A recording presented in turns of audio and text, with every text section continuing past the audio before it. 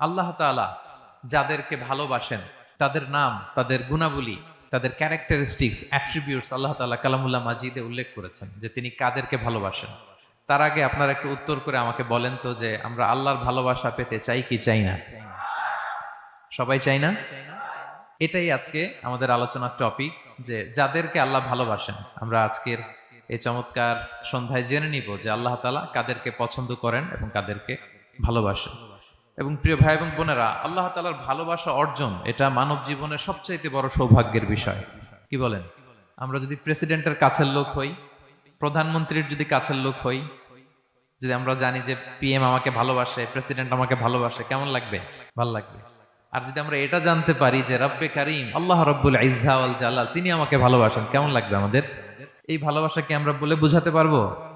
পারবো না। এটাই আমরা চাই, এটাই আমাদের জীবনের টার্গেট, কামনা, ঠিক কিনা? তো একজন প্রকৃত মুমিন সেই যে আল্লাহর সান্নিধ্য পেতে চায়, আল্লাহ তাআলার ভালোবাসা সে পেতে চায়। এবং মজার ব্যাপার হচ্ছে আল্লাহ তাআলা সুস্পষ্ট স্টেটমেন্টের মাধ্যমে কালামুল্লাহ মাজিদে তিনি জানিয়ে দিয়েছেন তিনি কাদেরকে কাদেরকে ভালোবাসেন। আজকের এই আলোচনায় আমরা সেটাই জানার চেষ্টা করব যে বিশেষ কিছু গুণে গুণান্বিত ব্যক্তি আছে যারা এই সৌভাগ্যের অধিকারী, যাদেরকে আল্লাহ তাআলা ভালোবাসেন বলে তিনি কোরআনে জানিয়েছেন। আমরা যেন সেই সমস্ত গুণগুলো আমাদের নিজেদের মধ্যে ধারণ করতে পারি। আল্লাহ তাআলা আমাদের তৌফিক দান করুন। আমরা সবাই আওয়াজ করে পড়ে আমিন। প্রিয় ভাই এবং বোনেরা, শুরুতেই একটা ইন্ট্রোডাক্টরি কথা বলে রাখি, ভূমিকা কথা মূল আলোচনায় যাওয়ার আগে। সেটা হচ্ছে আমাদের প্রত্যেকের মনে রাখতে হবে যে আল্লাহ তাআলা ভালোবাসা পাওয়ার প্রধান শর্ত হচ্ছে রাসূল সাল্লাল্লাহু আলাইহি ওয়াসাল্লামকে ভালোবাসা, তার অনুসরণ করা। This is the first and foremost reminder tonight. আজকের প্রথম রিমাইন্ডার এটা যে আমরা যে আল্লাহর ভালোবাসা পেতে চাই, এটার প্রধানতম শর্ত হচ্ছে আল্লাহ রাসূল সাল্লাল্লাহু আলাইহি ওয়াসাল্লামের অনুসরণ করতে হবে। ওনার অনুসরণ বাদ দিয়ে আল্লাহর ভালোবাসা কোশ্চিনকালেও পাওয়া যাবে না। যে আয়াত দিয়ে, সূরাত আলে ইমরানের 31 নম্বর আয়াত দিয়ে আমি আমার আলোচনা শুরু করেছিলাম, এই আয়াতে আল্লাহ তাআলা খুব স্পষ্ট করে বলছেন, কুল ইন কুনতুম তুহিব্বুনাল্লাহা ফাত্তাবিউনি ইউহিব্বুকুমুল্লাহ। হে নবী, আপনি বলে দিন যে ওহে আমার উম্মতেরা, যদি তোমরা আল্লাহকে ভালোবাসতে চাও তাহলে ফাত্তাবিউনি, আমি নবীর অনুসরণ করো, তাহলে ইউহিব্বুকুমুল্লাহ, আল্লাহ তাআলা স্বয়ং তোমাদেরকে ভালোবাসতে শুরু করে দিবেন। বিশ্বনবীর ভালোবাসা ছাড়া, বিশ্বনবীকে অনুসরণ করা ছাড়া আল্লাহর ভালোবাসা কোশ্চিনকালেও পাওয়া যাবে। কাজী নজরুল ইসলাম খুব চমৎকার করে ওনার কবিতায় লিখেছেন, আল্লাহকে যে পাইতে চায় হাজরাতের অনুসরণে, আরশ কুরসি লৌহ কালাম না চাইতে পেয়েছে সে, রসুল নামের রশি ধরে যেতে হবে খোদার ঘরে, নদী তরঙ্গে যে পড়েছে ভাই দরিয়াতে সে আপনি মেশে, হাজরাতের অনুসরণে আরশ কুরসি লৌহ কালাম না চাইতে পেয়েছে সে। সুবহানাল্লাহ পড়েন। রাসূল সাল্লাল্লাহু আলাইহি ওয়াসাল্লামের অনুসরণের মধ্য দিয়ে আল্লাহ তাআলার ভালোবাসাটা অর্জন করতে হবে। এর বাইরে যে আল্লাহ তাআলার ভালোবাসা কোশ্চিনকালেও পাওয়া যাবে না। এবং রাসূল সাল্লাল্লাহু আলাইহি ওয়াসাল্লাম ঠিক যতটুকু করেছেন ঠিক অতটুকুই করতে হবে, এর চেয়ে বেশি করা যাবে না। রাসূল সাল্লাল্লাহু আলাইহি ওয়াসাল্লামের চাইতে কি বেশি মুত্তাকি হওয়া সম্ভব? সবাই বলেন নাই। রাসূল সাল্লাল্লাহু আলাইহি ওয়াসাল্লামের চাইতে বেশি বুজুর্গ হওয়া সম্ভব? ওনার চাইতে বেশি আল্লাহওয়ালা হওয়া সম্ভব? ওনার চাইতে বেশি আল্লাহ তাআলার কাছে প্রিয় ব্যক্তিত্ব হওয়া সম্ভব না, কোশ্চিনকালেও না, অসম্ভব। রাসূল সাল্লাল্লাহু আলাইহি ওয়াসাল্লামের সময়কালে কিছু সাহাবারা রাসূল সাল্লাল্লাহু আলাইহি ওয়াসাল্লামের স্ত্রীদের কাছে জানতে চেয়েছিল যে উম্মুল মুমিনিন, আপনারা বলুন যে রাসূল সাল্লাল্লাহু আলাইহি ওয়াসাল্লামের আমল কেমন ছিল? আমরা তো মসজিদে দেখি, বাইরে দেখি, ঘরে ওনার আমল কেমন আমাদের জানতে বড্ড মনে চায়। তো রাসূল সাল্লাল্লাহু আলাইহি ওয়াসাল্লামের স্ত্রীরা বললেন যে উনি এমন এমন আমল করেন, এইভাবে নফল রোজা রাখেন, শেষ রাতে তাহাজ্জুদ পড়েন, এইভাবে তাসবিহ পড়েন, কোরআন তেলাওয়াত করেন, জিকির করেন। তো হাদিসে এসেছে যে কাআন্নাহুম তাকাল্লুহা, তাদের কাছে এটা কেমন যেন কম মনে হইল। তারা একটা বড় এক্সপেকটেশন নিয়ে আসছিল, মানে বিশাল একটা, রাসূল সাল্লাল্লাহু আলাইহি ওয়াসাল্লাম সব নবীদের নবী, না জানে কি আমল করে ঘরের ভিতরে। কিন্তু যখন রাসূল সাল্লাল্লাহু আলাইহি ওয়াসাল্লাম স্ত্রীদের কাছে শুনলো এই এই আমল তিনি করেন ঘরের ভিতরে, ওনারা হতাশ। হায় রে, ভাবছিলাম এত এত আমল করে, এই মাত্র এরকম আমল করে, এগুলো তো আমরাও করি। কান্নাহুম তাকাল্লুহা, হাদিসে এসছে ওনাদের কাছে এটা খুব কম মনে হইলো। তো তারা একে অপরকে বলতে লাগলো যে এর কারণ হচ্ছে কদ গুফিরা লাহু মা তাকাদ্দামা মিন যামবিহি ওয়া মা তাআখার। আল্লাহ তাআলা তো রাসূল সাল্লাল্লাহু আলাইহি ওয়াসাল্লামের আগের পরের সব গুনাহ মাফ করে দিয়েছে। ওনার তো আদতে কোনো গুনাহই নাই, কিন্তু আল্লাহ তাআলার ঘোষণা হচ্ছে নবী হে, আপনার আগের পরের সব গুনাহ আমি মাফ করে দিলাম। তো সাহাবারা বলতেছেন এর কারণ হচ্ছে ওনার কোনো গুনাহই নাই, সব মাফ, এজন্য ওনার কম করলেও হয়, আমাদের তো এত কম করলে চলবে না। কথা বুঝতে পেরেছেন? তো ওনারা ভাবলো যে না, আমাদের তো আমল বাড়াইতে হবে। তো কি করতে হবে? একজন বলল আমি সারা রাত নামাজ পড়বো, আমি আর ঘুমাবো না। এখন থেকে সারা রাত কি করব? নামাজ পড়বো, আমি আর ঘুমাবো না। আরেকজন বলল তাহলে আমি সারা বছর রোজা রাখবো, রোজা ভাঙবো না, সারা বছর টানা রোজা, যেহেতু বেশি বেশি করতে হবে। আরেকজন বলল আমি স্ত্রীদের সাথে আর মেলামেশা করবো না, আমার স্ত্রীদের সাথে আমি আমার মতো বৈরাগ্য জীবনযাপন করবো। তো এই কথা যখন রাসূল সাল্লাল্লাহু আলাইহি ওয়াসাল্লাম শুনলেন, রাসূল সাল্লাল্লাহু আলাইহি ওয়াসাল্লাম ওনাদেরকে ডেকে পাঠালেন, ডেকে বললেন আনতুমুল্লাযীনা কুলতুম কাযা ওয়া কাযা, তোমরা কি এমনটা এমনটা বলছো? তারা ভয়ে বলতেছে ইয়া রাসূলুল্লাহ, জি আমরা তো এরকম করে ফেলছি, বলে ফেলছি। তখন রাসূল সাল্লাল্লাহু আলাইহি ওয়াসাল্লাম বললেন ওয়াল্লাহি ইন্নী লা আখশাকুম লিল্লাহি ওয়া আতকাকুম লাহু, আল্লাহর শপথ করে বলছি আমি তোমাদের মধ্য থেকে আল্লাহকে সবচেয়ে বেশি ভয় পাই, আমি সবচেয়ে বড় মুত্তাকি, আমার চেয়ে বেশি কেউ আল্লাহকে ভয় পেতে পারে না। তা আমি সবচেয়ে বড় মুত্তাকি, আমি সবচেয়ে বেশি আল্লাহর প্রিয় ভাজন, আমি আল্লাহর সবচেয়ে বেশি ভয় পাই, এরপরেও আমি রাতে ঘুমাই আবার নামাজও পড়ি, সোম বৃহস্পতিবারে রোজা রাখি, বাকি দিনগুলোতে আমি খাই, আমার তো 11 জন স্ত্রী, আমি সবার সাথে মেলামেশা করি, কই স্ত্রী মেলামেশায়, রোজা রাখা না রাখায়, রাতে ঘুম এবং তাহাজ্জুদ, এই যে ব্যালেন্স করে যে আমি জীবন পরিচালনা করি, এতে আমার মুত্তাকি হইতে তো কোনো সমস্যা হয়নি। আমি শ্রেষ্ঠ নবীর এই মর্যাদা অক্ষুণ্ণ রাখতে তো আমার সমস্যা হয়নি, কিন্তু তোমাদের সমস্যা কোথায়? তখন তিনি একটা অসাধারণ উক্তি করেছিলেন, তিনি বলেছিলেন ফামান রাগিবা আন সুন্নতি ফালাইসা মিন্নি, যে আমার সুন্নতকে অবজ্ঞা করে, মানে আমার যে পন্থা এটা অনুসরণ না করে অন্য কিছু যে করতে চায়, ফালাইসা মিন্নি, সে আমার দলভুক্ত নয়। আল্লাহু আকবার! কি ভারসাম্যবোধ, কি ব্যালেন্সড লাইফস্টাইল, কি পরিমিতি বোধ তিনি আমাদের শিখিয়েছেন।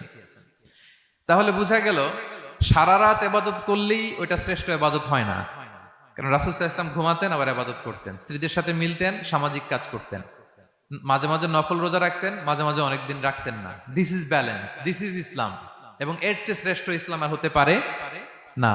তার মানে বোঝা গেল রাসূল সাল্লাল্লাহু আলাইহি ওয়াসাল্লামের চাইতে যদি এক কাঠি বেশি বোঝেন আপনি, এটা ইসলাম হবে? এটা হবে বাড়াবাড়ি, ঠিক কি না? রাসূল সাল্লাল্লাহু আলাইহি ওয়াসাল্লাম যেমনটি করেছেন ঠিক তেমনটি করার নাম ইসলাম, এবং এভাবেই আল্লাহ তাআলার ভালোবাসা পাওয়া সম্ভব, এছাড়া পাওয়া সম্ভব। তাহলে মূল আলোচনায় যাওয়ার আগে এটা হচ্ছে ইন্ট্রোডাক্টরি পয়েন্ট 1, যে আল্লাহ তাআলার ভালোবাসা পাওয়ার 1 নাম্বার শর্ত হচ্ছে রাসূল সাল্লাল্লাহু আলাইহি ওয়াসাল্লামের অনুসরণ। তার চেয়ে যদি বেশি ইবাদত করেন ওইটা ইসলাম নয়, তার চেয়ে বেশি বুজুর্গি দেখাইতে গেলে ওইটা বুজুর্গি নয়। তিনি যেমন যেমন করেছেন ঠিক তেমন তেমন করার নামই ইসলাম, এবং সেটার মাধ্যমে আল্লাহ তাআলার ভালোবাসা পাওয়া সম্ভব। এই পয়েন্টটা বুঝছেন না সবাই? আচ্ছা, ইন্ট্রোডাক্টরি পয়েন্টের 2 নাম্বার কথা হচ্ছে আমরা কি করে বুঝবো যে আল্লাহ তাআলা আমাদের ভালোবাসেন? কিভাবে বুঝবো যে তিনি আমাদেরকে পছন্দ করেন, ভালোবাসেন? এটা বোঝার কিছু সিস্টেম আছে। 1 নম্বর সিস্টেম হচ্ছে আপনি জাস্ট দেখুন যে আপনি নিজেকে কোন কাজে ব্যস্ত রেখেছেন, আপনি আপনাকে কোন কাজে ব্যস্ত রেখেছেন। আপনার লাইফস্টাইলের দিকে তাকান, লুক অ্যাট ইউর লাইফস্টাইল, আপনি নিজেই বুঝে যাবেন। আপনি যদি দেখেন যে না, আপনার ভালো ভালো কাজে আপনার ব্যস্ততা, আপনার এঙ্গেজমেন্ট ভালো লোকদের সাথে, আপনার সার্কেলটা ভেরি গুড সার্কেল, ভালো কাজে আপনার মন টানে, আপনি ভালো কাজ করেন, যদি আপনার কার্যক্রম এরকম হয় তাহলে বুঝে নেবেন আল্লাহ তাআলা আপনাদেরকে ভালোবাসেন। আলহামদুলিল্লাহ। আর যদি দেখেন না, যত আকাম কুকাম আছে ওইটার সবার আগে আপনি, যেই কাজে আল্লাহর ক্রোধ আসে, আল্লাহ রাগ হয়ে যান, যেই কাজ ইসলামে করার নিষেধ, যেটাতে তার অসন্তুষ্টি, ওই কাজে আপনার এঙ্গেজমেন্ট, ইনভলভমেন্ট, আপনার সার্কেলগুলোও এরকম, তাহলে বুঝে নেবেন আল্লাহ ভালোবাসা, এই মহা সৌভাগ্য আপনার কপালে জোটে নাই। তাহলে এটা হচ্ছে একটা সিস্টেম। আল্লাহ আপনাকে ভালোবাসেন কিনা এভাবে বুঝবেন যে আপনি নিজেকে কোন কাজে ব্যস্ত রেখেছেন, একটু দেখুন, আপনি মিলাতে পারবেন। দুই নাম্বার পদ্ধতি হচ্ছে এটা বোঝার যে তিনি আমাকে ভালোবাসেন কিনা, সেটা হচ্ছে পৃথিবীবাসী আপনাকে ভালোবাসে কিনা এটা একটু দেখেন। এই পৃথিবীর ভালো মানুষগুলোর কাছে আপনার একটা গ্রহণযোগ্যতা আছে কিনা এটা দেখেন। এটা দেখলে আপনি বুঝতে পারবেন। সহিহ মুসলিমের একটা ছোট্ট হাদিস শেয়ার করি। রাসূল সাল্লাল্লাহু আলাইহি ওয়াসাল্লাম বলেছেন যে ইন্নাল্লাহা ইযা আহাব্বা আবদান দাআ জিবরিল ফাকালা ইন্নী উহিব্বু ফুলানান ফাআহিব্বা। আল্লাহ তাআলা যখন কোনো বান্দাকে ভালোবাসে তখন তিনি জিবরাইলকে ডেকে বলেন, হে জিবরাইল, আমি আমার এই বান্দাকে ভালোবাসি, তুমিও তারে ভালোবাসো। ফায়ুহিব্বুহু জিবরিল, জিবরাইল আলাইহিস সালাম তারে ভালোবাসতে শুরু করে। শুধু এখানেই না, সুম্মা ইউনাদি ফিস সামা, তারপরে তিনি আকাশে একটা অ্যানাউন্সমেন্ট করেন। ফায়াকুল, তিনি বলেন যে ইন্নাল্লাহা ইউহিব্বু ফুলানান ফাআহিব্বুহু, ও আকাশবাসীরা, ও ফেরেশতারা, আল্লাহ তাআলা তার এই বান্দাকে ভালোবাসে, তোমরা সবাই তারে ভালোবাসো।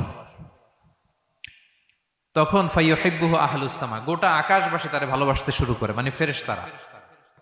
তো আল্লাহ তাআলা এবং সকল ফেরেশতারা যখন তাকে ভালোবাসতে শুরু করে, রাসূল সাল্লাল্লাহু আলাইহি ওয়াসাল্লাম বললেন সুম্মা ইউদাউ লাহুল কবুলু ফিল আরদ, তখন পৃথিবীতে তার গ্রহণযোগ্যতা বাড়িয়ে দেওয়া হয়, তার অ্যাকসেপ্টেন্স বাড়িয়ে দেওয়া হয়। সবার কাছে তার একটা গ্রহণযোগ্যতা আছে, সবাই তাকে ভালোবাসে। এটা হচ্ছে একটা পদ্ধতি যে আল্লাহ তাআলা আপনাকে ভালোবাসে কিনা আপনি নিজেই বুঝবেন, যে পৃথিবীবাসী আপনাকে ভালোবাসে কিনা, আপনার কলিগরা আপনাকে ভালোবাসে কিনা, আপনার বন্ধুরা আপনাকে ভালোবাসে কিনা, আপনার নেইবররা আপনাকে ভালোবাসে কিনা, পৃথিবীর ভালো মানুষগুলোর কাছে আপনার গ্রহণযোগ্যতা আছে কিনা। যদি থাকে বুঝবেন আল্লাহ তাআলা আপনাকে ভালোবাসেন, ঠিক কিনা? আল্লাহ তাআলা আমাদেরকে যেন ওই কাতারে শামিল করেন, আমরা পড়ি আমিন। তাহলে আলোচনার টপিক, আল্লাহ তাআলা যাদেরকে ভালোবাসেন। শুরুতে আমরা জানলাম ভালোবাসার পদ্ধতি হচ্ছে, প্রক্রিয়া হচ্ছে একটাই, রাসূল সাল্লাল্লাহু আলাইহি ওয়াসাল্লামের পুঙ্খানু অনুসরণ, তার চেয়ে বেশিও না কমও না, হুবহু অনুসরণ, ঠিক কিনা? দুই নম্বরে জানলাম কি করে বুঝবো, নিজের দিকে তাকান, আপনি কি করেন, what's your activity, what's your engagement, নিজেই বুঝবেন। আর দেখেন যে আশেপাশের মানুষ আপনার ব্যাপারে কি বলে। পৃথিবীবাসী যদি আপনার পছন্দ করে, তার মানে আল্লাহ তাআলাও আপনারে পছন্দ করে। সবাই বুঝতে পেরেছেন? আচ্ছা, এবার সরাসরি কোরআনে চলে যাই, মূল টপিক বিশ্লেষণে।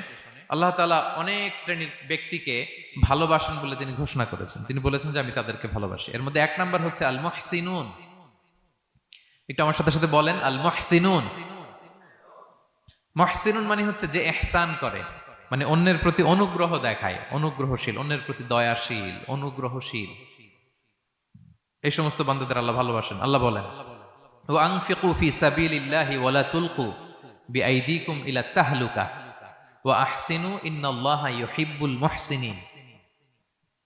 তিনি বলেন যে তোমরা আল্লাহর রাস্তায় দান করো আর নিজেরা নিজেদেরকে ধ্বংসের মুখে ঠেলে দিও না, আর তোমরা ইহসান করো অন্যের প্রতি, কারণ ইন্নাল্লাহা ইউহিব্বুল মুহসিনিন, আল্লাহ তাআলা মুহসিনিনদের ভালোবাসেন, মানে যারা অন্যের প্রতি অনুগ্রহ দেখায়, অন্যের প্রতি দয়া পরবশ, তাদেরকে আল্লাহ ভালোবাসেন। সুবহানাল্লাহি ওয়া বিহামদিহি। তাহলে পেয়ে গেলাম, মিলায় নেন যে অন্যের প্রতি সফট কর্নার, অন্যের প্রতি দয়া, অনুকম্পা, হেল্পিং হ্যান্ড, হেল্প করার মানসিকতা, অন্যের দুঃখে কাদা, এই মাইন্ডসেট, এই মেন্টালিটি আমাদের আছে কিনা একটু মিলিয়ে নেন। না থাকলে রিমাইন্ডার হিসেবে নেন যে আমরাও যেন মুহসিনুনদের কাতারে শামিল হতে পারি। ইহসান এটা অনেক বড় তবকার একটা আমল। ইবাদতেও ইহসান লাগবে, ইবাদতের বাইরে সামাজিক কর্মকাণ্ড, রাষ্ট্রীয় কর্মকাণ্ড, সব কাজে আল্লাহ তাআলা এই ইহসানকে আবশ্যক করেছেন। অনুগ্রহ, অন্যদের প্রতি অনুগ্রহশীল হওয়া। ইবাদতে ইহসানটা কেমন? সাইয়েদনা জিবরাইল আলাইহিস সালাম রাসূল সাল্লাল্লাহু আলাইহি ওয়াসাল্লামকে জিজ্ঞেস করেছিলেন যে ইয়া রাসূলুল্লাহ ফাখবিরনি আনিল ইহসান, ইহসান আবার কি, আমাকে একটু বলেন। তো ইবাদতে ইহসানটা কেমন? রাসূল সাল্লাল্লাহু আলাইহি ওয়াসাল্লাম বললেন যে ইহসান হচ্ছে আন তা'বুদাল্লাহা কাআন্নাকা তারাহু ফাইন লাম তাকুন তারাহু ফাইন্নাহু ইয়ারাক। তুমি এমন ভাবে ইবাদত করবে, তুমি ভাববে যে তুমি আল্লাহকে দেখছো, তুমি আল্লাহকে দেখে দেখে ইবাদত করতেছো, এরকম ভাবো না একটু। আর এটা ভাবতে যদি কষ্ট হয়, অন্তত এতটুকু তো ভাবো যে আল্লাহ তোমায় দেখছেন। এতটুকু ভাবা যাবে না? আমরা যখন নামাজ পড়ি, আমাদের প্রত্যেকটা সালাতের মুহূর্তে আমাদের এটা ভাবতে হবে যে আল্লাহ তাআলা কিন্তু আমাকে দেখছেন। এই যে আমি ফিস ফিস করে সুবহানা রাব্বিয়াল আলা পড়ি, সুবহানা রাব্বিয়াল আযীম পড়ি, আমি তাসবিহ পড়ি, আমার রুকু সেজদা সবকিছু আমার আল্লাহ দেখছেন। এই সেন্স, এই অনুভূতি যদি আপনার মধ্যে থাকে, এটাই হচ্ছে ইবাদতের ইহসান। আর ইবাদত ছাড়া আমাদের দৈনন্দিন কাজ, পারিবারিক কাজ, সামাজিক কাজ, এই সমস্ত কাজেও কিন্তু আল্লাহ তাআলা ইহসানকে আবশ্যক করেছেন। প্রিয় ভাই এবং বোনেরা, অন্যের প্রতি অনুগ্রহ করাটাকে তিনি কি করেছেন? আবশ্যক করেছেন। একটা ছোট্ট হাদিস শুনি। হাদিসে রাসূল সাল্লাল্লাহু আলাইহি ওয়াসাল্লাম ইরশাদ করছেন যে ইন্নাল্লাহা তাবারাকা ওয়া তাআলা কাতাবাল ইহসানা আলা কুল্লি শাই। আল্লাহ তাআলা সবকিছুর উপর ইহসানকে আবশ্যক করেছেন, সবকিছুর উপর। মুমিনের সব কাজে ইহসান থাকতে হবে, অন্যের প্রতি অনুগ্রহের পরশ থাকতে হবে। এবার মজার একটা পার্ট আসছে হাদিসে, খেয়াল করে শুনি। রাসূল সাল্লাল্লাহু আলাইহি ওয়াসাল্লাম বলেন, ফাইদা কাতালতুম ফাআহসিনুল কিতলা। আল্লাহ তাআলা সব জায়গায় ইহসানকে আবশ্যক করেছেন, এমন কি ফাইদা কাতালতুম, যখন তোমরা কতল করবে কাউকে, ফাআহসিনুল কিতলা, ইহসানের সাথে কতল করো। সুবহানাল্লাহ বললেন না? প্রসঙ্গটা কি? হত্যার প্রসঙ্গটা। রাষ্ট্রীয় কাজে হয়তো ডেথ পেনাল্টি, তার মৃত্যুদণ্ড দিতে হবে। রাসূল সাল্লাল্লাহু আলাইহি ওয়াসাল্লাম বলেন, ফাইদা কাতালতুম ফাআহসিনুল কিতলা, মৃত্যুদণ্ড দিবা কিন্তু ইহসানের সাথে দিও। আপনি চাইলেই তার কান কেটে ফেলতে পারবেন না, তাকে শ্বাসরুদ্ধ করতে পারবেন না, পেট্রোল দিয়ে তার দেহ জ্বালিয়ে দিতে পারবেন না, চাইলেই এই দেহটারে আপনি নষ্ট করতে পারবেন না। রাষ্ট্রীয় কাজে বিচারে সাব্যস্ত হয়েছে তার এখন ডেথ পেনাল্টি, মৃত্যুদণ্ড কার্যকর করবেন, ঠিক আছে, কিন্তু সেখানে ইহসানের সাথে।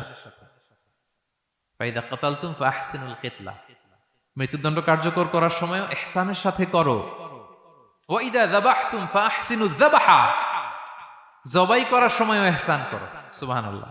করতেছি জবাই, করতেছি কি, কিন্তু মেরে ফেলতেছি প্রাণীটাকে খাওয়ার জন্য। স্লটারিং, লিটারালি আমি ছুরি চালাচ্ছি ওর গলায়, ফিনকি দিয়ে রক্ত বেরোবে এখনই, মেরে ফেলতেছি। কিন্তু যা মনে চায় আপনি কোপাতে পারবেন কুরবানির পশুকে? কষ্ট দিতে পারবেন না। আমরা এই ভুলটা করি।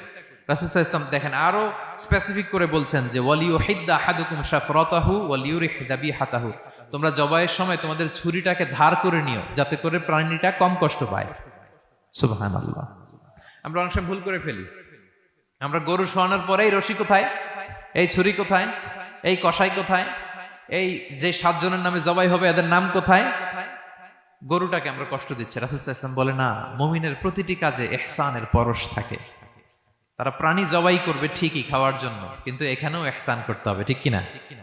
তারা মৃত্যুদণ্ড কার্যকর করবে, ডেথ পেনাল্টি রাষ্ট্রীয় আইনে, কিন্তু যেমন মনে চায় তেমন করা যাবে না। ওইখানেও ইহসান রাখার দরকার আছে না নাই? প্রিয় ভাইয়েরা, এই ইহসানকে যারা মেনটেন করে জীবনের সব কাজে, আল্লাহ তাদেরকে বড্ড ভালোবাসে, বড্ড পছন্দ করে। সো আমরা যেন সবাই সবার প্রতি ইহসান করি। স্বামী স্ত্রীর প্রতি ইহসান করুন, স্ত্রী স্বামীর প্রতি ইহসান করুন, বাবা সন্তানের প্রতি, সন্তান বাবার প্রতি, পরিবারের সকল সদস্যদের প্রতি ইহসান করুন, কর্মচারীদের প্রতি ইহসান করুন, সহকর্মীদের প্রতি ইহসান করুন। মুমিন জীবনের প্রতিটি কাজে ইহসানের পরশ থাকবে, কারণ ইন্নাল্লাহা ইউহিব্বুল মুহসিনিন, আল্লাহ তাআলা মুহসিনদের, যারা অন্যদের প্রতি অনুগ্রহ দেখায় তাদেরকে বড্ড ভালোবাসেন। এই পয়েন্টটা কি বুঝতে পেরেছেন সবাই? ক্লিয়ার?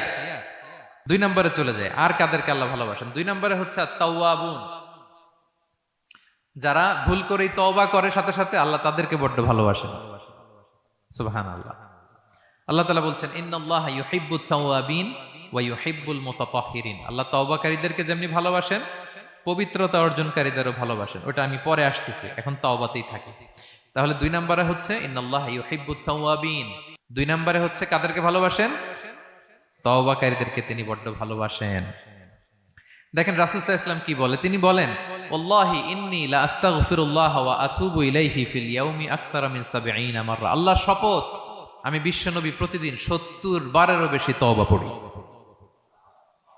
যার আগেও কোনো গুনাহ নাই, পরেও কোনো গুনাহ, উনি তওবা করে কয়বার? 70 বার। আমাদের তো কোনো গুনাহ টুনা নাই, তাই না? হ্যাঁ, আমাদেরও গুনাহ আছে নাকি? বস্তা ভরা। তো বিশ্বনবী যদি 70 বার তওবা করেন ডেইলি বেসিস, আমাদের করা দরকার কয়বার? যার যার কাছে ছেড়ে দিলাম, বলেন। 70,000 বার করা দরকার, ঠিক কিনা? প্রিয় ভাইরা, তাওবা কি? তাওবা মানে ফিরে আসা আল্লাহর কাছে।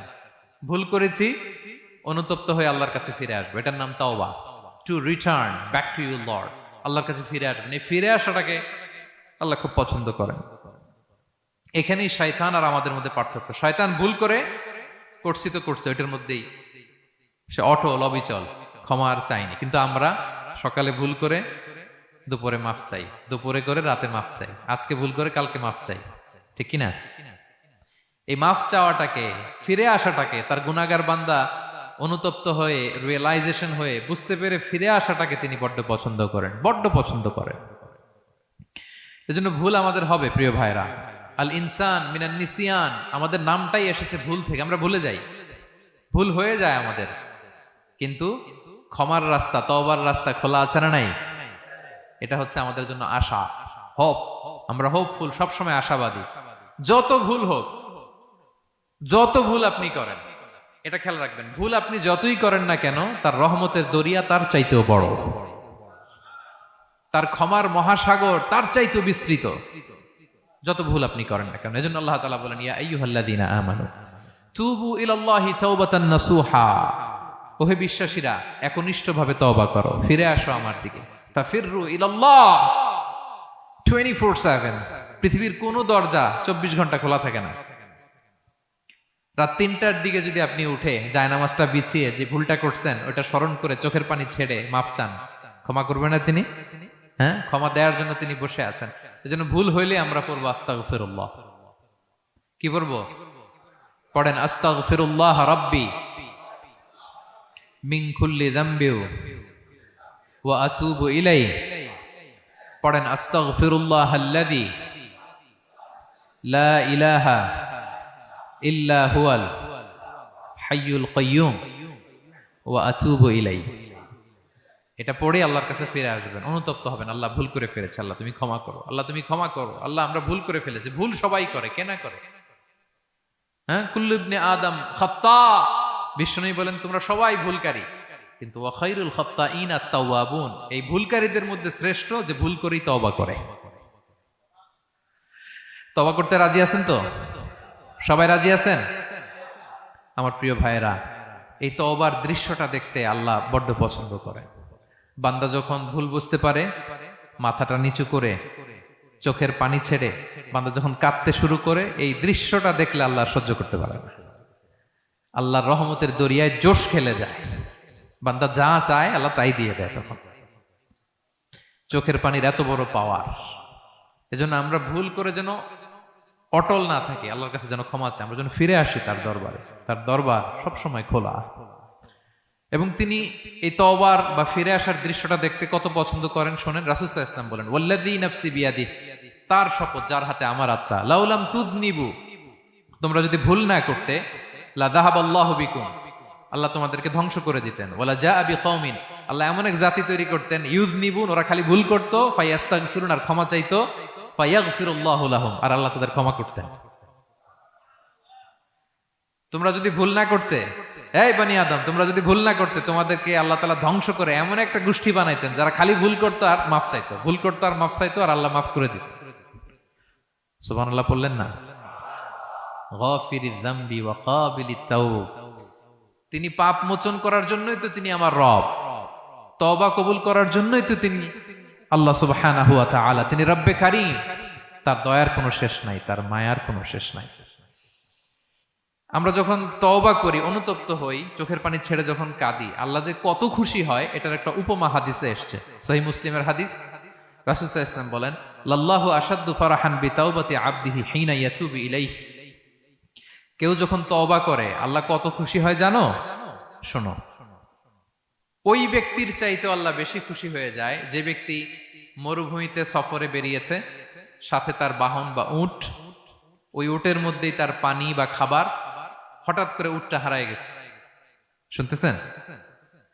মরুভূমিতে উট নিয়ে বের হয়েছিল সফরে, উটের মধ্যে তার পানি, তার খাবার, তার বেঁচে থাকার সমস্ত মাধ্যম, কিন্তু হঠাৎ করে উট কি হয়ে গেছে? হারায় গেছে। উট খুঁজে আর পায় না, দৌড়াতে দৌড়াতে হয়রান। কত দৌড়াবে? ধুধু মরু প্রান্তর, কয়েক ঘন্টা দৌড়ালেই তো সে তৃষ্ণার্ত হয়ে মারা যাবে। দৌড়াতে দৌড়াতে হাঁপাতে হাঁপাতে শেষ, জীবনের আশাও শেষ, যে উট যেহেতু পাই নাই, আজকে সারাদিন দৌড়ালে তো তৃষ্ণা আমি মারাই যাব রাতে। তো জীবনের আশা ভরসা শেষ করে হাঁটতে হাঁটতে হাঁপাতে হাঁপাতে হঠাৎ একটা গাছের সন্ধান পেল। ওই গাছের নিচে যে এত ক্লান্ত, তৃষ্ণার্ত, হাঁপাতে হাঁপাতে ঘুমায় গেছে, হতাশ, আমার বাঁচার আর কোনো মাধ্যম নাই, আমার উট হারায় গেছে, ওইখানে পানি, ওইখানে খাবার। ক্লান্ত শ্রান্ত হয়ে তৃষ্ণার চোটে ঘুম চলে আসছে। হঠাৎ ঘুম থেকে জেগে ওঠে, উটটা পাশি দাঁড়ায় আছে। যে ওটের উপরে তার পানি এবং খাবার ছিল, পুরা মরুভূমিতে দৌড়াইতে দৌড়াইতে আবার সন্ধ্যাবেলায় এসে মালিকের সামনে দাঁড়ায় আছে। সে ঘুম থেকে উঠি তাড়াতাড়ি করে রশি ধরে ফেলছে উটের। পুরোটা হাদিসের অনুবাদ শোনাচ্ছি। তো উটের রশি ধরে বেচারা এত খুশি, এত খুশি, এত খুশি, যে খুশির চোটে ও বলতে আরম্ভ করছে, আল্লাহুম্মা আনতা আবদি ওয়া আনা রাব্বুক, আল্লাহ তুমি আমার গোলাম, আমি তোমার রব। তুমি দয়া করে এই ওটটা ফিরাই দিছো, আজকে তুমি ওটটা ফিরাই না দিলে আমি তো মরে যেতাম। আল্লাহ প্রশংসা তোমার। খুশির চোটে। কিসের চোটে? খুশির চোটে কথা উল্টায় গেছে। সে এত খুশি, সে আনন্দে এত উদ্বেলিত, এত খুশি, সে বলতেছে আল্লাহ আল্লাহুম্মা আনতা আবদি, আল্লাহ তুমি আমার গোলাম। খুশিতে আল্লাহুম্মা আনতা আবদি, আল্লাহ তুমি আমার গোলাম, ওয়া আনা রাব্বুক, আমি তোমার রব। তোমার দরবারে লাখো কোটি শুকরিয়া। আল্লাহ কেঁদে কেঁদে বলতেছে। তা আল্লাহ বলে, ওইরকম একটা পরিস্থিতিতে যে তার জীবনের আশা ছেড়েই দিয়েছিল, হঠাৎ করে ওট ফিরে পাওয়ার পরে খুশির চোটে সে যখন আমি আল্লাহরে ওর গোলাম বানায় আর ওরে আমার রব বানায়, ওই লোকটা ওই মুহূর্তে ঠিক যত খুশি, আমার কোনো বান্দা তওবা করে যখন আমার কাছে ফিরে আসে, আমি আল্লাহ ওই বান্দার উপর তার চাইতে বেশি খুশি হয়ে যায়। আল্লাহু আশাদ্দু ফারাহান। ওই ব্যক্তি কত খুশি হইলে আল্লাহর গোলাম বানায়, কত খুশি হইলে সে সেন্স হারায় ফেলে যে আল্লাহ তুমি আমার গোলাম, আমি তোমার রব। কখন বলে? খুশিতে সে মাতোয়ারা। আল্লাহ বলে, ওই মাতোয়ারা ব্যক্তি ওই মুহূর্তে যত খুশি, আমার কোনো বান্দা ভুল করে বোঝার পরে যখন চোখের পানি ছেড়ে আমার কাছে তওবা করে, আমি আল্লাহ তার চাইতে বেশি খুশি হয়ে যা। তওবা করবেন তো? করবেন করবেন। ইন্নাল্লাহা ইউহিব্বুত তাওয়াবিন। আল্লাহ তাআলা তওবাকারীদের বড্ড ভালোবাসেন। আমার ভাইরা, ভুল হলেই যেন আমরা তওবা করি। কয়টা জানলেন? প্রথমটা কি ছিল? কি করে? ভুলে গেছি। ইহসান করে, মুহসিনুন, যারা অন্যদের প্রতি অনুগ্রহ প্রদর্শন করে। আচ্ছা, 2 নাম্বার কি ছিল? তাওবা, মানে আত-তাওয়াবুন, যারা ভুল হলেই কি করে? তাওবা করে। 3 নাম্বার হচ্ছে আল মুতাতাহহিরুন, যারা পবিত্রতা অর্জন করে, সবসময় পাক পবিত্র থাকে, নিট এন্ড ক্লিন থাকে। এই ক্লিনলিনেসকে আল্লাহ পছন্দ করেন। সুবহানাল্লাহ। কি সুন্দর আমাদের ধর্ম, কত চমৎকার আমাদের ইসলাম। রাদিতু বিল্লাহি রাব্বা ওয়া বিল ইসলামি দীনা। আমরা আল্লাহরে রব হিসেবে পেয়ে খুশি, ইসলামকে দিন হিসেবে পেয়ে খুশি, ঠিক কি না? 3 নাম্বার হচ্ছে ওয়া ইউহিব্বুল মুতাতাহহিরিন। আল্লাহ তাআলা পবিত্রতা অর্জনকারীদের বড্ড পছন্দ করেন। মুতাতাহহিরিন, যারা সব সময় পাক পবিত্র থাকে, পরিচ্ছন্ন থাকে। এবং এটা খুব জরুরি। রাসূল সাল্লাল্লাহু আলাইহি ওয়াসাল্লাম বলেছেন, আত-তুহুরু শাতরুল ঈমান।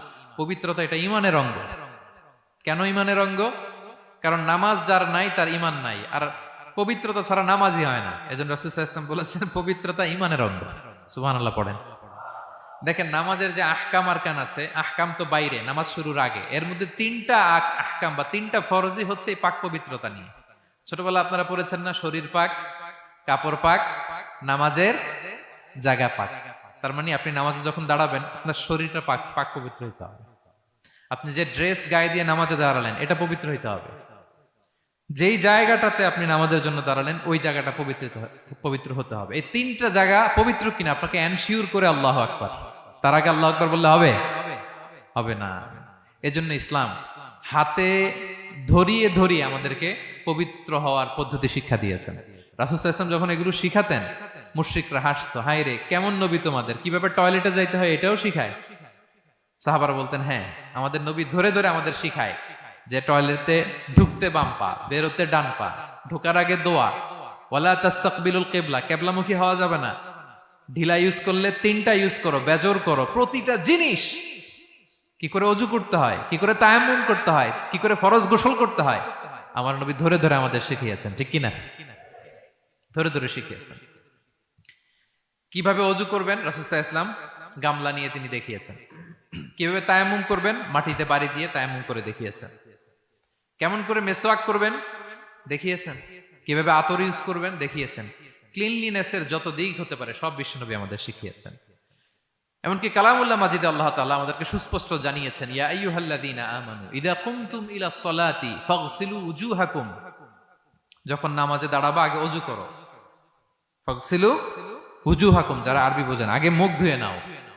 ওয়া আইদিয়াকুম ইলাল মারাফিক, তারপরে 2 হাত কোণই পর্যন্ত ধুয়ে নাও। ওয়ামসাহু বিরুউসিকুম, তারপর মাথা মাসে করে নাও। ওয়া আরজুলাকুম ইলাল কাবাইন, এরপরে টাকনু পর্যন্ত 2 পা ধুয়ে নাও। ওযু হয়ে গেল না? হয়েছে না? এভাবে ধরে ধরে আমাদেরকে শেখানো হয়েছে। যদি গোসল ফরজ হয়, ওয়া ইন কুনতুম জুনুবান ফাত্তাহহারু, গোসল ফরজ হলে গোসল করে নাও। এখন অজু গোসলের জন্য পানি নাই, তো অজু আর গোসলের জন্য যদি পানি না থাকে, ফালাম তাজিদু মাআন ফাতায়াম্মামু সাঈদান তাইয়্যিবা, পবিত্র মাটি দিয়ে তায়াম্মুম করো। দেখেন, অজুও শিখাইলো কোরআন, তায়াম্মুমও শিখাইলো কোরআন। পাক পবিত্র হওয়ার, ক্লিনলিনেসের যত আয়োজন আছে সব আল্লাহর কোরআনে আছে না নাই? সব আল্লাহ তাআলা আমাদেরকে জানিয়ে দিয়েছেন। এবং আম্মা জান আয়েশা রাদিয়াল্লাহু তাআলা আনহা আল্লাহ রাসূল সাল্লাল্লাহু আলাইহি ওয়াসাল্লামকে জিজ্ঞেস করেছিলেন, ইয়া রাসূলুল্লাহ, কিয়ামতের দিন এত নবীর উম্মত, কোটি কোটি মানুষ, আপনি আপনার উম্মতকে চিনবেন কি করে? এত মানুষ থাকবে, আপনি কি করে চিনবেন? রাসূল সাল্লাল্লাহু আলাইহি ওয়াসাল্লাম বললেন, ইন্না উম্মতি ইয়াতুনা ইয়াউমাল কিয়ামাতি গুররাম মুহাজ্জালিনা মিন আসারিল wudu। তিনি বললেন, অজুর চিহ্ন দেখে আমি আমার উম্মত চিনব। আমার যে সমস্ত উম্মতেরা অজু করে নামাজ পড়েছে, অজুর পানি তাদের গায়ের যেই যেই জায়গায় লেগেছে, এই জায়গাগুলো কিয়ামতের দিন রেডিয়াম বাতির মতো জল জল জল জল করে জ্বলতে থাকবে।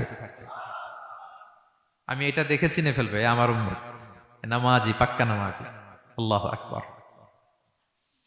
এবং অতিরিক্ত পবিত্রতা অর্জনের জন্য কিছু সাহাবীদেরকে আল্লাহ স্পেশালি কোরআনে অ্যাপ্রিশিয়েট করেছেন। তারা হচ্ছে মসজিদে কোবা পল্লীর আশেপাশে যে সাহাবারা, তারা অতিরিক্ত পবিত্রতা অর্জন করতেন। আল্লাহ তাআলা বলেন, ফিহি রিজালুন ইউহিব্বুনা আন ইয়াতাতাহহারু।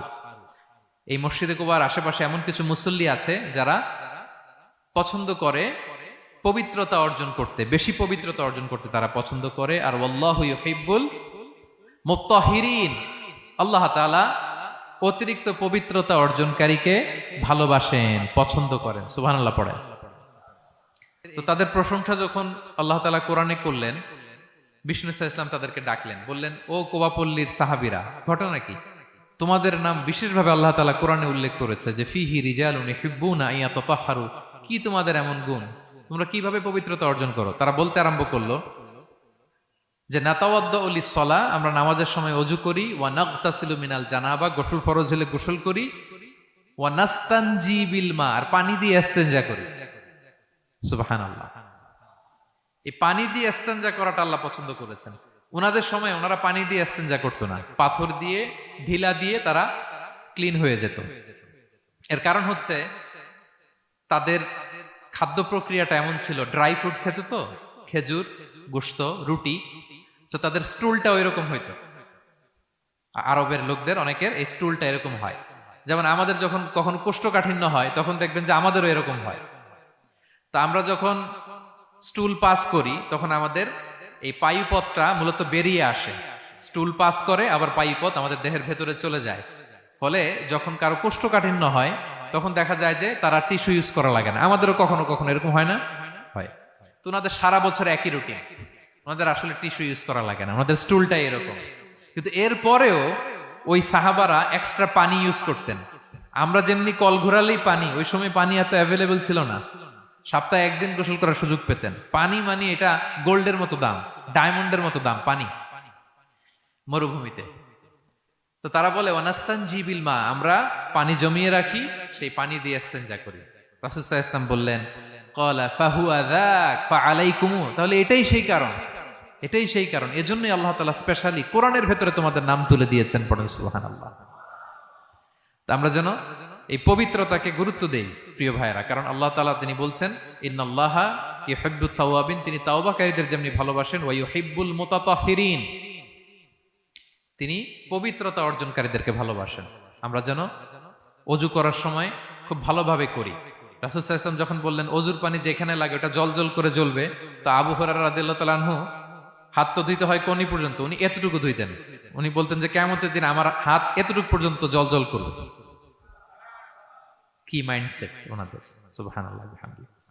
সো আমরা যেন এই ক্লিনলিনেসের সর্বোচ্চ নাজরানা পেশ করি, সর্বোচ্চটা যেন আমরা সবসময় মেসওয়াক করা, পারফিউম ইউজ করা, অজু গোসল যেন আমরা করি। ফলে আমরা মুতাতাহহিরিন, পবিত্রদের অন্তর্ভুক্ত হতে পারবো। আর আল্লাহ তাআলা পবিত্রদের বড্ড ভালোবাসেন।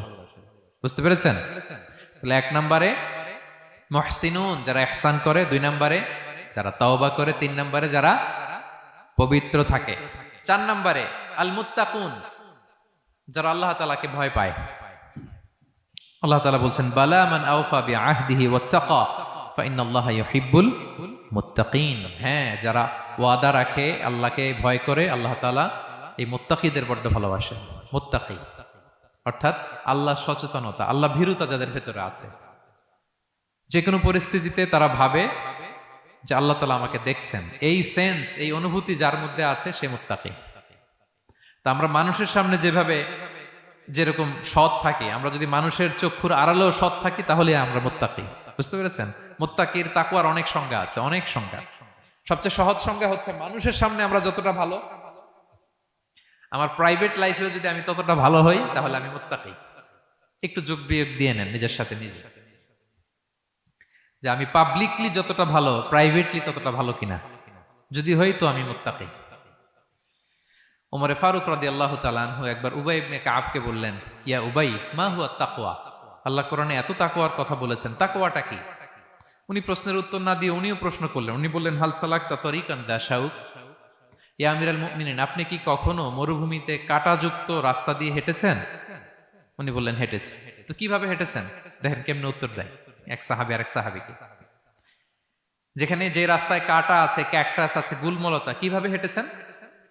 তিনি বললেন, ইজতাহাদতু ওয়া তাশাম্মারতু, আমি আমার জুব্বা পাগড়ি খুব আঁটোসাঁটো করে কাপড়টা উপরের দিকে টেনে এমন সাবধানে হেঁটেছি যাতে ক্যাকটাসের কাঁটা আমার গায়ে না লাগে। এই পথটা পাড়ি দিতে খুব সাবধানে, খুব প্রিকশন নিয়ে, এক্সট্রা কশন নিয়ে আমি পার হয়েছি। উবাই ইবনে কাব বললেন, হাদা হুয়া তাকওয়া, এটাই তো তাকওয়া। এই তো বুঝে গেছেন আপনি। আপনি একটু আগে প্রশ্ন করছেন তাকওয়া কি, এটাই তাকওয়া। বলে, তাই নাকি? তিনি বললেন, হ্যাঁ।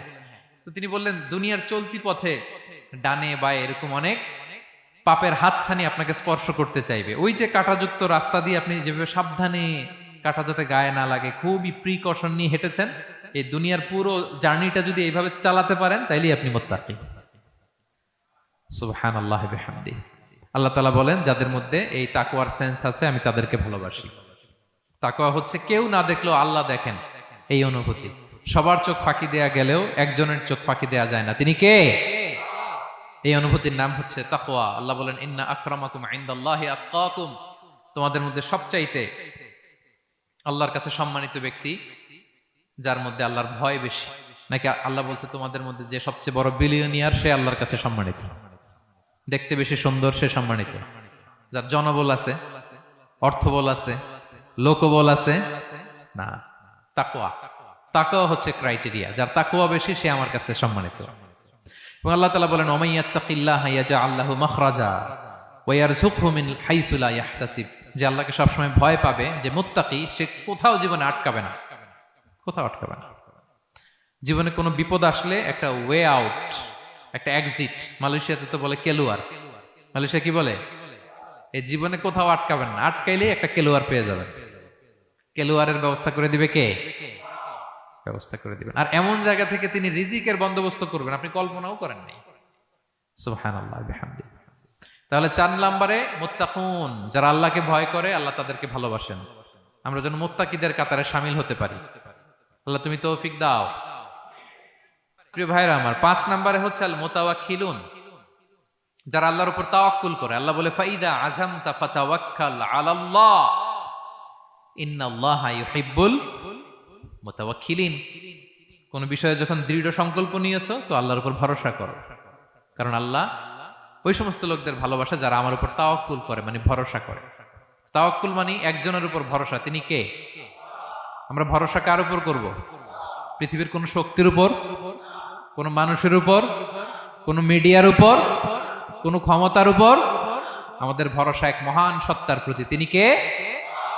সবসময় আমরা আল্লাহর উপর ভরসা রাখি এবং প্রতিটি মুহূর্তে যেন আমরা আল্লাহর উপর তাওয়াক্কুল করি। রাসূল সাল্লাল্লাহু আলাইহি ওয়াসাল্লাম এটা আমাদের শিখিয়েছেন। এমনকি ঘর থেকে বেরোলেও যেন আমরা আল্লাহর উপর তাওয়াক্কুল করি, বিশ্বনবী শিখিয়েছেন। তিনি ঘর থেকে বেরোলেই পড়তেন, বিসমিল্লাহি তাওয়াক্কালতু আলাল্লাহ লা হাওলা ওয়ালা কুওয়াতা ইল্লা বিল্লাহ। পড়েন আপনারা, আল্লাহর উপর, আল্লাহর নামে, আল্লাহর উপর তাওয়াক্কুল করে বেরোলাম, এটা পড়ে বেরোবেন। আর প্রতিদিন লম্বা একটা দোয়া পড়তেন, আল্লাহুম্মা ইন্নী আউযু বিকা আন আযিল্লা আও উযাল্লা আও আদিল্লা আও উদাল্লা আও আযলিমা আও উযলামা আও আজহালা আও ইউজহালা আলাই। চমৎকার দোয়া, চমৎকার দোয়া। এটা পরে তিনি বেরোতেন। তো এই তাওয়াক্কুল যারা করে, আল্লাহর উপর ভরসা রাখে, আল্লাহ তাদেরকে বড্ড পছন্দ করেন। এখন তাওয়াক্কুলটা কি? তাওয়াক্কুল নিয়ে আমাদের সমাজে অনেক মিস আন্ডারস্ট্যান্ডিং আছে। প্রিয় ভাইরা আমার, তাওয়াক্কুল হচ্ছে কর্ম শেষে ফলাফলের জন্য আল্লাহর উপর নির্ভর করা। মনোযোগ দিয়ে শুনুন, আই রিপিট, আমি আবারও বলছি, কর্ম শেষে আগে কি কর্ম, কর্ম শেষে ফলাফলের জন্য কার উপর নির্ভর করা। এখন আপনি কর্ম বাদ দিয়ে দিলেন, কিছু করলেন না, আর বললেন আল্লাহ ভরসা, যা করে আল্লাহ, আল্লাহ ভরসা, তাওয়াক্কালতু আলাল্লাহ হয়েছে? এটা আপনার মন গড়া কথা হয়েছে, এটা তাওয়াক্কুল হয়নি। ইসলামী তাওয়াক্কুল হচ্ছে আপনি আপনার সাধ্যের সবটুকু করবেন, করার পরে ফলাফল কি আসবে, ফলাফল কি আমার হাতে, কার হাতে? এই জন্য আপনি আল্লাহর উপর তাওয়াক্কুল করবেন, কিন্তু কাজ বাদ দেয়া যাবে না। অনেকে নিজেদের অপারগতা, দুর্বলতা, কর্মহীনতা আর অলসতাকে তাওয়াক্কুল বানায় ফেলছে। কাজ করতে মনে চায় না, অলসতা, কয় তাওয়াক্কুল করলাম। বলেন তো এটা তাওয়াক্কুল হয়েছে? না। এই অপারগতা, অলসতার নাম তাওয়াক্কুল নয়। তাওয়াক্কুল মানে হচ্ছে কোনো কাজের পরিকল্পনা করা, এরপরে পরিকল্পনা বাস্তবায়নের উপায় খুঁজে বের করা এবং নানা কিছুর সহযোগিতা নিয়ে সেটা বাস্তবায়নের প্রাণান্তকর চেষ্টা করা, সব করা, আপনার রোল প্লে করা। আপনার রোল প্লে করা শেষ, এরপর কর্ম শেষে ফলাফলের জন্য আপনি আল্লাহর উপর তাওয়াক্কুল করবেন। কিন্তু কিচ্ছু না করে হাত গুটিয়ে বসে থেকে যদি বলেন তাওয়াক্কুল করলাম, আল্লাহ ভরসা, হয়েছে? হয়েছে? তাওয়াক্কুল হয়েছে? হয় নাই। তো এখানে ব্যালেন্স অ্যাটিটিউডে আসতে হবে। আমি সব করতে পারবো, এটাও যেমনি ভুল, আল্লাহই সব করে দিবেন, এটাও ভুল।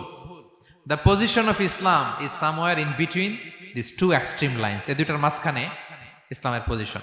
পাখিকে তাওয়াক্কুলের মডেল হিসেবে আল্লাহ উপস্থাপন করেছেন। পাখিকে বিশ্বনবী বলেন, তোমরা যদি পাখির মতো তাওয়াক্কুল করো, পাখিরে যেমনি আল্লাহ খাওয়ায় তোমাদেরকেও খাওয়াবে। পাখি কেমনি তাওয়াক্কুল করে বিশ্বনবী বললেন, তাগদু খিমাসান ওয়া তারুহু বিতানান। পাখিগুলো প্রতিদিন সকালবেলা কিচির মিচির রবে তার বাসা থেকে বের হয়ে জঙ্গলে ছড়িয়ে পড়ে, সারাদিন খুঁজতে খুঁজতে, ঘুরতে ঘুরতে, উঠতে উঠতে আল্লাহ তাআলা বিকেল বেলা আবার প্রতিটি পাখির ওদর পূর্তি করে তার ঘরে ফিরিয়ে নিয়ে আসে। ঠিক কিনা? তো পাখি কি ঘরের ভিতরে বসে থেকে তাওয়াক্কুল করছে? সকালবেলা আগে কি করছে? বের হয়ে গেছে। তো আগে আপনার রোলটা আপনার প্লে করতে হবে, তারপরে আপনি আল্লাহর উপর তাওয়াক্কুল করবেন। অনেকে নিজেদের অপারগতা, অলসতাকে তাওয়াক্কুল বানিয়েছে। না, অপারগতা, অলসতা, কর্মহীনতা, এগুলো থেকে রাসূল সাল্লাল্লাহু আলাইহি ওয়াসাল্লাম আল্লাহর কাছে পানাহ চেয়েছেন।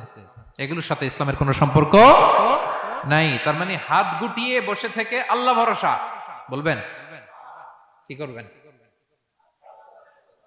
হ্যাঁ, সর্বোচ্চ চেষ্টা চালিয়ে যেতে হবে। এরপরে ফলাফলের জন্য আমরা কার উপর ভরসা করব? কারণ ইন্নাল্লাহা ইউহিব্বুল মুতাওয়াক্কিলিন, আল্লাহ তাআলা তাওয়াক্কুলকারীদেরকেও ভালোবাসেন। আলহামদুলিল্লাহ বলেন। তাহলে কয়টা গেল? কয়টা? আর তিনটা বলবো, আর তিনটা। 6 নম্বরে হচ্ছে as-সাবিরুন। সাবিরুন মানে কি?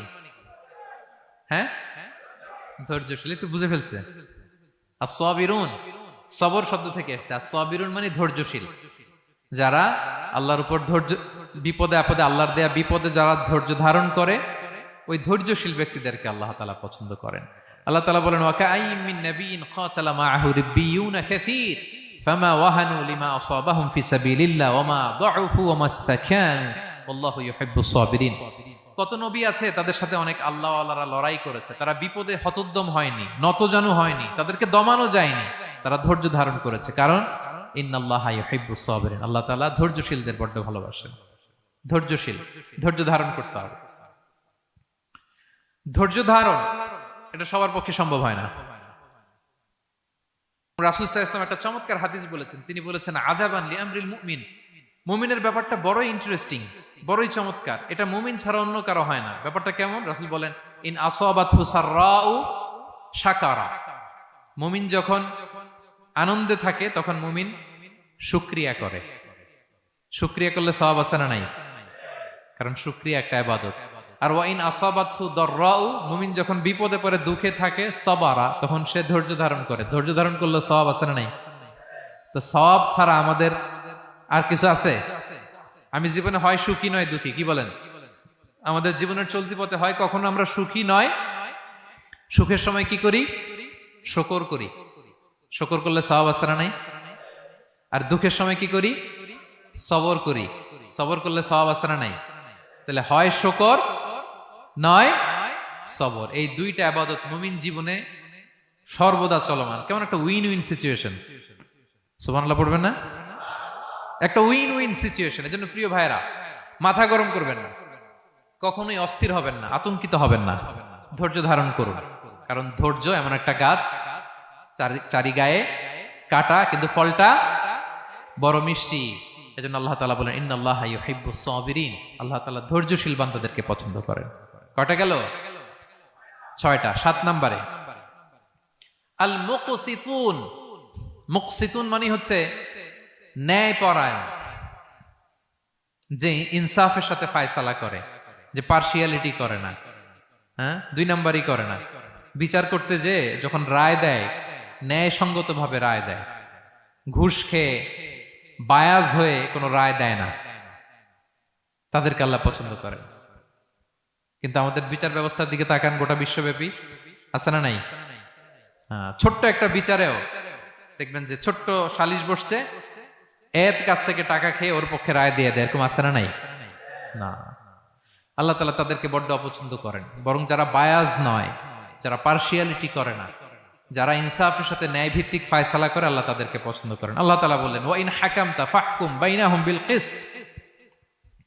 নবী, যখন আপনি বিচার করবেন ন্যায় পরায়ণতার সাথে বিচার করুন, কারণ ইন্নাল্লাহা ইউহিব্বুল মুকসিতিন। আল্লাহ তাআলা ন্যায় পরায়ণদেরকে বড্ড ভালোবাসেন। ন্যায় পরায়ণ জীবনের প্রতিটি ক্ষেত্রে। পার্সিয়ালিটি আপনি করতে পারবেন না, আপনার মধ্যে কোনো বায়াসনেস থাকতে পারবে না। আল্লাহ বলেন কিয়ামতের দিন আমি যে মিজানের পাল্লা বসাবো, ওয়া নাদাউল মাওয়াজিনাল কিসতা লিয়াউমিল কিয়ামা, এই মিজানের পাল্লা, এর মধ্যে কোনো বায়াসনেস নাই। ফামাইয়ামাল মিসকালা যাররাতিন খাইরান ইয়ারা। অনুপরিমাণ ভালো এটাও ওজন হবে, অনুপরিমাণ খারাপ এটাও ওজন হবে। ফালা তুযলামু নাফসুন শাইআ। সেদিন কারো প্রতি বিন্দু পরিমাণ জুলুম করা হবে না। ন্যায় বিচারের মানদণ্ড তিনি সেদিন কায়েম করবেন। আর দুনিয়াতে যারা ন্যায় বিচার করে, ন্যায় ভিত্তিক ফায়সালা করে, তাদেরকে আল্লাহ ভালোবাসেন। সুবহানাল্লাহ পড়েন। রাসূল সাল্লাল্লাহু আলাইহি ওয়াসাল্লাম কতটা ন্যায়পরায়ণ ছিলেন শুনেন।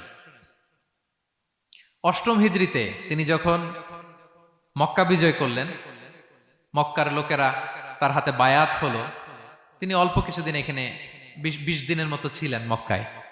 তো ইন দ্য মিন টাইম মক্কার কুরাইশ গোত্রের একটা শাখা, এটার নাম হচ্ছে বনু মখজুমিয়া। বনু মখজুমিয়া গোত্রের একটা নারী চুরিতে ধরা পড়ল। তো চুরি করলে ইসলামের বিধান কি? আস-সারিকু ওয়াস-সারিকাতু ফাকতাউ আইদিয়াহুমা, হাত কেটে দাও। এখন সাহাবারা বলতে লাগলো, হায় রে, এই নতুন মাত্র কুরাইশরা কালিমা পড়ে মুসলমান হইল, রাসূল সাল্লাল্লাহু আলাইহি ওয়াসাল্লাম যদি এখনই এই মহিলার হাত কেটে দেয় তাহলে এখানে তো একটা ঝামেলা হবে। কিন্তু আমরা তো কেউ বলারও সাহস রাখি না। কে যে বলবে নবীর কাছে যে নবী, এই আজকের জন্য, এবারের জন্য এই মহিলারা মাফ করে দেন, হাত কেটে দিয়েন না। কেউ সাহস করতে পারে না। পরে রাসূল সাল্লাল্লাহু আলাইহি ওয়াসাল্লামের পালক পুত্রের ছেলে উসামা বিন যায়েদ হিব্বু রাসূলিল্লাহ, উনাকে রাসূল সাল্লাল্লাহু আলাইহি ওয়াসাল্লাম বড্ড ভালোবাসতেন। সবাই বলে উসামারে যে বল, সে তো নাতির মতো। যায়েদ হচ্ছে পালক পুত্র, পালক পুত্রের ছেলে তো নাতি, হাসান হোসেনের মতো আদর করতেন। তো তাকে যে বলো। সবাই বললো উসামা আমরা কেউ পারবো না, তুমি যে বলো। তো উসামা ছোট মানুষ যে বলতেছে, ইয়া রাসূলুল্লাহ, সবাই বলতেছে এবারের জন্য একটু মাফ করে দেয়া যায় না, এই মহিলাটারে একটু মাফ করে দেয়া যায় না। রাসূল সাল্লাল্লাহু আলাইহি ওয়াসাল্লাম রেগে গেলেন। তিনি বললেন, তোমাদের আগে বনি ইসরাইলের এই স্বভাব ছিল, ধনীরা চুরি করলে মাফ করত, গরিবরা চুরি করলে বিচার কার্যকর করত। শুনে রাখো কুরাইশের লোকেরা, শুনে রাখো মক্কাবাসী, লাউ আন্না ফাতিমাতা বিনতি মুহাম্মাদিন সারাকাত লাকাতাআ মুহাম্মাদুন ইয়াদাহা। আরে বনু মখজুমিয়ার মেয়ে তো দূর কি বাত, আমার কলিজার টুকরা নয়নের পুতলি ফাতেমাও যদি আজকে চুরিতে ধরা পড়তো, তার হাত কেটে দিতে আমি মুহাম্মদ 1 সেকেন্ডও দেরি করতাম না। আমার মেয়ে ফাতেমা যদি চুরিতে দোষী সাব্যস্ত হতো, তার হাত কাটতে আমি সময় নিতাম না। This is Islam, this is ইনসাফ, দিস ইজ জাস্টিস।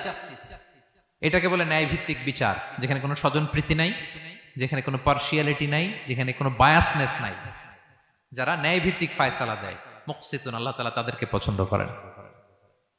আমরা যেন তাদের অন্তর্ভুক্ত হতে পারি। আল্লাহ তৌফিক দান করো। সব শেষ পয়েন্ট, আল মুনাজ্জামুনা ফি মাইদানিল জিহাদ, যারা জিহাদের ময়দানে সুশৃঙ্খল থাকে, ডিসিপ্লিন। সর্বশেষ হচ্ছে ডিসিপ্লিন। এই যে মাশাআল্লাহ আজকের এই সাইবার জায়া কনফারেন্স খুবই ডিসিপ্লিনড একটা প্রোগ্রাম, সবাই সারিবদ্ধ হয়ে বসে আছেন, এবং এই সারিবদ্ধ হয়ে যারা বসে থাকে, যারা ময়দানে থাকে, তাদেরকে আল্লাহ তাআলা বড্ড পছন্দ করেন। যারা বিশৃঙ্খলা করে না, যারা সুশৃঙ্খল। তা আমরা মুসলিমরা কি বিশৃঙ্খল জাতি না সুশৃঙ্খল জাতি? আমরা সুশৃঙ্খল ইনশাআল্লাহ বিইذنিল্লাহ। আল্লাহ তাআলা বলছেন ইন্নাল্লাহা ইউহিব্বুল্লাযীনা ইউকাতিলুনা ফি সাবিলিহি সাফফান কাআন্নাহুম বুনিয়ানুম মারসুস। আল্লাহ ওই বান্দাদের ভালোবাসেন যারা জিহাদের ময়দানে সফফান, সফফান মানে সারিবদ্ধ, কাতারে কাতার, এবং এমন কাতার কাআন্নাহুম বুনিয়ানুম মারসুস, যেন এটা মজবুত একটা সীসা ঢালাই করা প্রাচীর। সুবহানাল্লাহ। সাহাবারা নামাজের কাতারে পায়ের সাথে পা লাগিয়ে দাঁড়াতেন, কাদের সাথে কাঁধ লাগিয়ে দাঁড়াতেন। পিছন থেকে বিশ্বনবীর অ্যাটাক করতে গেল 10 মিনিট লাগবে। সব সাহাবাদেরকে আক্রমণ করে বিশ্বনবী পর্যন্ত পৌঁছাতে তাদের অনেক সময় লেগে যাবে, এমন সীসা ঢালা প্রাচীরের মতো তারা পেছনে দাঁড়াতেন। সুবহানাল্লাহ। তো যারা জিহাদের ময়দানে সুশৃঙ্খল ভাবে দাঁড়ায়, ডিসিপ্লিনড ম্যানারে, ওয়েল অ্যারেঞ্জড ম্যানারে, ওয়েল অর্ডার্ড ম্যানারে, আল্লাহ তাআলা তাদেরকে বড্ড পছন্দ করেন। আর যারা বিশৃঙ্খলা করে তাদেরকে আল্লাহ পছন্দ করেন না। এবং আপনি দেখেন বিষ্ণু ইসা ইসলামের যুদ্ধগুলোর মধ্যে 5 ভাগে তিনি ভাগ করতেন যুদ্ধকে। মাঝখানে হচ্ছে একটা ডিপার্টমেন্ট, ডানে মাইমানা, বায়ে মাইসারা, সামনে মুকাদ্দেমা, পেছনে খালফ। এইভাবে 5টা ডিসিপ্লিনড ওয়েতে তিনি ব্যাটালিয়ন ভাগ করে সামনে আগাতেন। এবং বিশ্বনবীর নেতৃত্বে সাহাবীদের মাধ্যমে যে শক্তিশালী সামরিক সংগঠনটি গড়ে উঠেছিল, গোটা বিশ্বকে চূর্ণ বিচূর্ণ করে দিয়েছে। উনার পরে 4 খলিফা, উনাদের নেতৃত্বে তাদের এমন ব্যাটালিয়ন গড়ে উঠেছে, শতাব্দী পর শতাব্দী তাদের সামনে দাঁড়ানোর মতো সক্ষমতা পৃথিবীর কোন সেনাবাহিনীর ছিল না। সুবহানাল্লাহ। সাফফান কাআন্নাহুম বুনিয়ানুম মারসুস, সীসা ঢালা প্রাচীরের মতো যুদ্ধের ময়দানে তারা সুশৃঙ্খল ভাবে দাঁড়াতো। তো যারা জীবনের সব ক্ষেত্রে এরকম ডিসিপ্লিন, সুশৃঙ্খল, তাদেরকে আল্লাহ ভালোবাসে। এখন আপনারা কি সুশৃঙ্খল থাকতে চান, নাকি শুধু এই আজকের প্রোগ্রাম শেষ করে যাবো আবার বিশৃঙ্খল, এরকম করবেন না? যেখানে কিউ থাকে কিউ মেনটেন করবেন, যেখানে একটা শৃঙ্খলা থাকে শৃঙ্খলা বজায় রাখবেন। এই ময়দানে ভ্রাতৃত্বের বন্ধনে সুশৃঙ্খল যারা থাকবে তাদের হাতে আল্লাহ তাআলা নেতৃত্ব তুলে দিবেন, ঠিক কিনা? আমরা যেন সুশৃঙ্খল থাকতে পারি। আল্লাহ তাআলা তুমি আমাদেরকে তৌফিক দান করো।